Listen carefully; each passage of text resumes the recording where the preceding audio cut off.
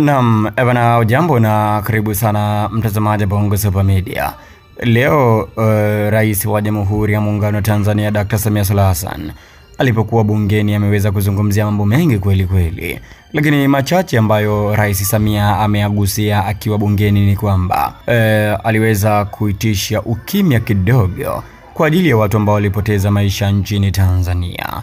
Kwa maana yake na yeye anafahamu ya kuwa anatambua kwamba kuna baadhi ya watu walipoteza maisha. Sasa Rais Samia alivyoitisha ukimya huo na baadaye akaweza kuzungumzia masuala ya maandamano jinsi ambavyo ilikuwa, na akaelezea ya kwamba kuna vijana ambao walifuata mkumbo katika maandamano.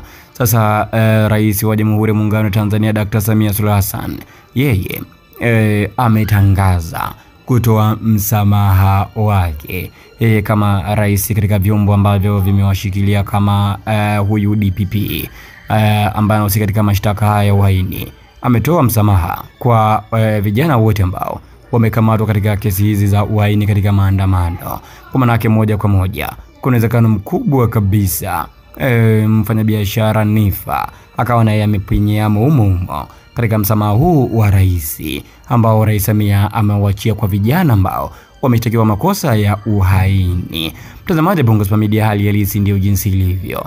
Leo Rais Samia amekuja kuzungumza na Watanzania akiwa na moyo safi kabisa na kutoa msamaha na kusema kwamba sehemu ambapo serikali imekosea watajirekebisha na kuendelea kujifunza zaidi. Kwa maana usalama na utulivu uendelee kama zamani. Hivyo ndivyo ilivyo hivi sasa. Kwa hivyo vijana wote ambao wameshikiliwa katika kesi za uhaini wanaachiwa huru kwa tamko la kwake Rais wa Jamhuri ya Muungano wa Tanzania. Hapa namzungumzia Dr. Samia Suluhu Hassan, tena akasema ya kwamba vijana hao wanaachiwa warudi nyumbani kwa familia zao, mama zao. Maoni yako ni yapi kuhusiana na kauli hii ya Dr. Samia Suluhu Hassan? Andika hapo katika sehemu ya comment.